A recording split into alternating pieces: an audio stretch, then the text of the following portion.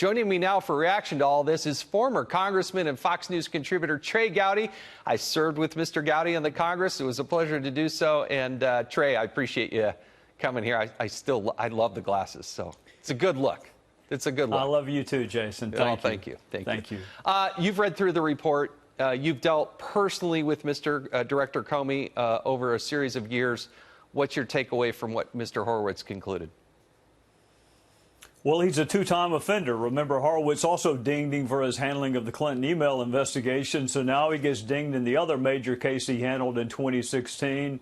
I never said Comey would or should go to jail. I'm certainly not going to apologize to anyone who violated FBI and Department of Justice policy, who violated an employment agreement, who shared sensitive information about an ongoing investigation, who sent classified information to an unauthorized person, and then had amnesia when the FBI came to his home to try to retrieve government property. I'm not going to apologize to that person. I will give him a piece of unsolicited advice. Jason, you referenced Comey's obsession with his higher ethical standing than the rest of us have. So here's my advice. You should aspire to more in life than simply skating by without having been indicted. If that is your goal in life, to just not meet every essential element of a criminal offense, and you think you should be congratulated and apologized to for simply because you were not indicted, you better give back some of those higher loyalty speaking fees.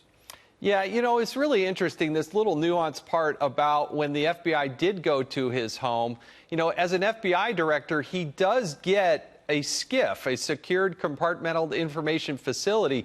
But he evidently took this information, didn't keep it in the SCIF. He kept it in his own personal safe, supposedly.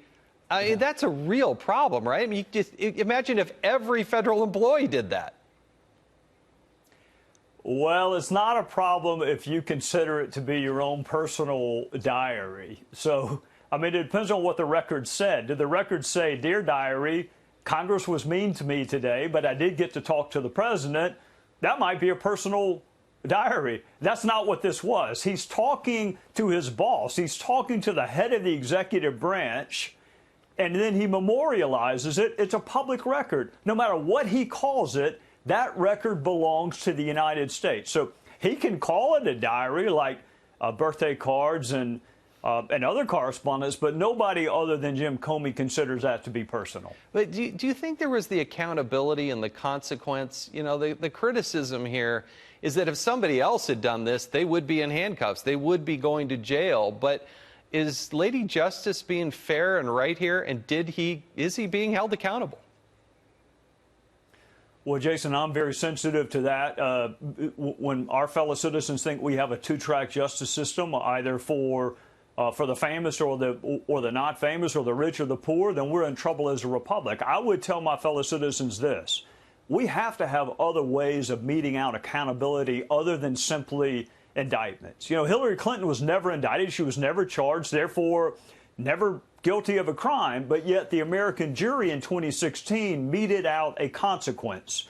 Jim Comey, whether he likes it or not, all of his past in the Southern District of New York, all of his past at Main Justice, all of his time as an FBI director, some of which I agreed with, all of that will be forgotten.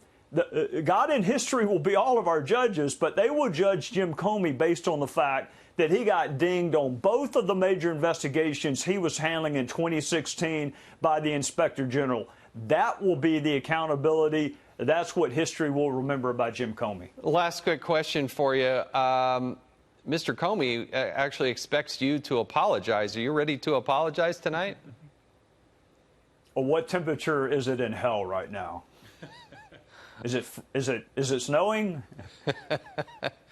When it snows in hell, you let me know. Why would I apologize to somebody that's been dinged on both of the major investigations by a guy like Michael Horowitz, who is hardly a Republican? He was picked by Obama and confirmed by the Senate, I think, without a dissenting vote. Yeah. That's who said you screwed up Jim Comey. It wasn't a couple of Republican congressmen. Yeah, no, a couple of congressmen did think he screwed up. I think you and I were both on that bandwagon. But you're right, Horowitz, impeccable credentials, appointed by Obama, confirmed unanimously by the United States Senate. Even Comey praised the Inspector General. He's now been on the receiving end of 2 Inspector General reports and more to come. 2. He's a 2-time career offender. Yeah. 3 strikes and you're out. That's right. Well, he's out now, thank goodness. Mr. Gowdy, thank you again for joining us. Agreed.